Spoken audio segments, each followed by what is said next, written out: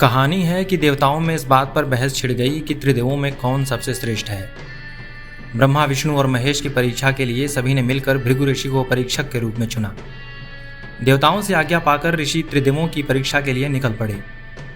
भृगु जब ब्रह्मा जी के पास पहुंचे तो वह अपनी सभा में देवताओं से चर्चा में लगे हुए थे। काम में तल्लीन ब्रह्मा महर्षि भृगु को बैठने तक के लिए नहीं कह पाए। कुपित होकर भृगु ने ब्रह्मा को रजोगुणी बताकर शाप दिया कि उनकी कभी पूजा नहीं होगी।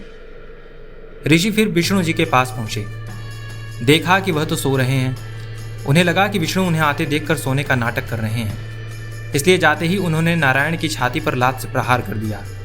विष्णु की नींद खुली तो उन्होंने ऋषि के पैर पकड़ लिए और पूछा कि उनकी वज्र सी छाती से उनके पैर में चोट तो नहीं लगी। ऋषि बेहद प्रसन्न हुए और उन्हें सतोगुणी घोषित कर सर्वश्रेष्ठ देवता बना दिया। भृगु शिव के पास भी पहुंचे। शिव उस समय पत्नी सती के साथ विहार कर रहे थे। काफी प्रतीक्षा के बाद भी जब शिव ने मिलने का समय नहीं दिया तब क्रोधित ऋषि ने शिव को तमोगुणी घोषित कर दिया और शाप दिया कि उनकी पूजा लिंग के रूप में होगी। कहते हैं कि इसी शाप के प्रभाव से शिव की पूजा लिंग के रूप में होने लगी। वाराणसी की ज्ञानवापी मस्जिद में कथित तौर पर शिवलिंग यानी कि बाबा विश्वनाथ के मिलने के बाद से एक नए विवाद ने आग पकड़ ली है। चर्चा इस बात पर है कि मस्जिद में जो बाबा मिले हैं वह बाबा यानी शिवलिंग ही है या मुस्लिम पक्ष के दावे के मुताबिक फव्वारा है। यह बात तो जांच के बाद ही पता लगेगी, लेकिन इस बहस के पार्श्व में एक बहस और चल रही है जिसमें पूछा जा रहा है कि शिवलिंग की आकृति कितने तरह की हो सकती है।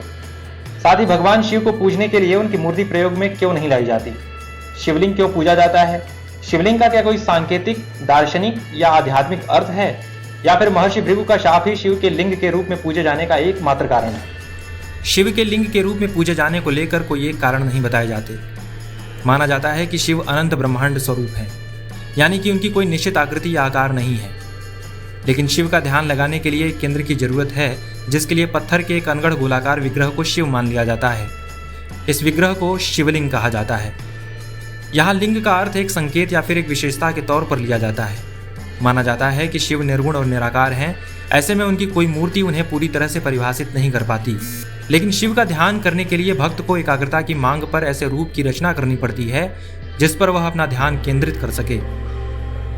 ध्यान के इसी प्रतीक के रूप में शिव के लिंग को जरिया बनाया जाता है।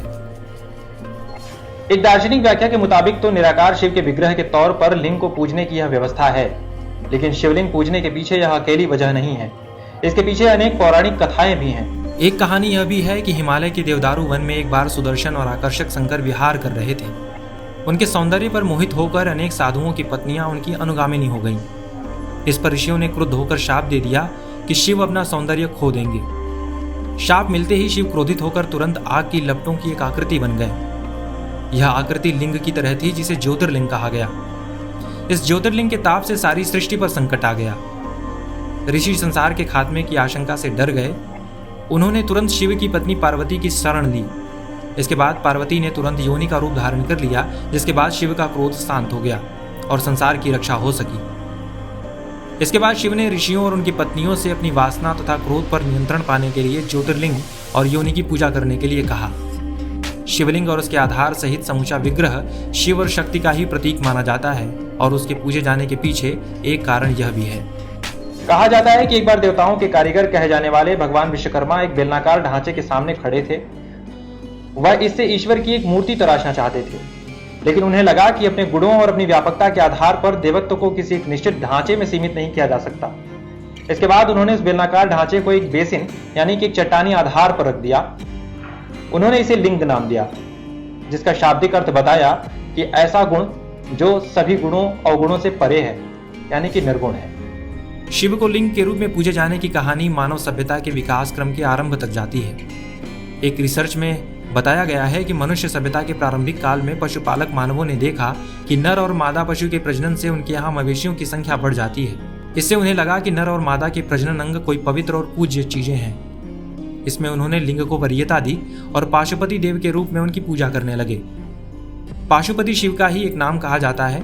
इस तरह से लिंग को अमरता और सृजन का प्रतीक माना जाने लगा और उसकी पूजा की जाने लगी। हिंदू धर्म में सभी देवी देवताओं की उनकी मूर्तियों के जरिए उपासना की जाती है, लेकिन शंकर की पूजा लिंग के रूप में की जाती है।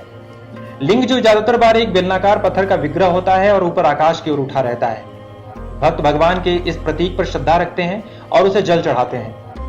बहुत से लोग शिवलिंग को कामुकता से जोड़ते हैं, लेकिन हिंदू धर्मशास्त्रों में शिव कामी देवता नहीं माने जाते, बल्कि उन्हें एक योगी और सन्यासी के तौर पर माना और पूजा जाता है। देवदत्त पटनायक अपनी किताब शिवा टू शंकर में बताते हैं कि शिवलिंग के महत्व को लेकर दो तरह की दृष्टियां हैं। एक वैदिक दृष्टि है जिसके लिए शिवलिंग एक निराकार देवता का स्वरूप है। वहीं एक तांत्रिक दृष्टि है जो मानती है कि शिवलिंग शिव और शक्ति का सृजनात्मक मेल है। शिव के भक्त श्रद्धा से शिवलिंग का पूजन करते हैं, लेकिन वह इसे कामुकता से नहीं जोड़ते। कई विद्वान ऐसे हैं जो शिवलिंग को शंकर के पौरुष के तौर पर चिन्हित करते हैं। वे शिव की तुलना इजिप्ट के मिन और रोमन देवता प्रायपस से करते हैं, जिनके लिंग स्वरूप की पूजा की जाती है। लेकिन यह तुलना शिव की अवधारणा उनके आख्यानों और दर्शन से मेल नहीं खाती। ऐसा इसलिए क्योंकि शिव फर्टिलिटी की देवता नहीं है, बल्कि वह इसके ठीक विपरीत विचार से जुड़े हैं। कहा जाता है कि शिव अगर फर्टिलिटी या कामुकता के देवता होते तो पौराणिक कथाओं के मुताबिक उनके रहने का घर बर्फ का निर्जन स्थान हिमालय नहीं होता। उन्हें ध्यान, तपस्या और सन्यासी स्वरूप में दिखाए जाने की बजाय रोमांस और आनंद से जोड़ा जाता। उन्हें सृष्टि का विनाशक नहीं, बल्कि निर्माता कहा जाता। हिंदू धर्म में ब्रह्मा को सृष्टि का सर्जक, विष्णु को संरक्षक और शंकर को संहारक कहा जाता है। शिव आदि योगी भी हैं और संयमी गृहस्थ भी। देश के हर हिस्से में वह शिवलिंग के रूप में पूजे जाते हैं। शिवलिंग का कोई निश्चित स्वरूप नहीं है, लेकिन उसे लेकर शिव भक्तों में आस्था जबरदस्त है। यही कारण है कि नदियों से निकले पत्थरों से लेकर सैन फ्रांसिस्को के किसी वायरल वीडियो में दिख रहे ट्रैफिक बैरिकेड तक में भक्त शंकर को खोज लेते हैं। संसार को बचाने के लिए सागर मंथन से निकला विष पी लेने वाले शिव के प्रति भारत के लोगों की भक्ति ही है कि यहाँ कंकर कंकर में शंकर माना जाता है।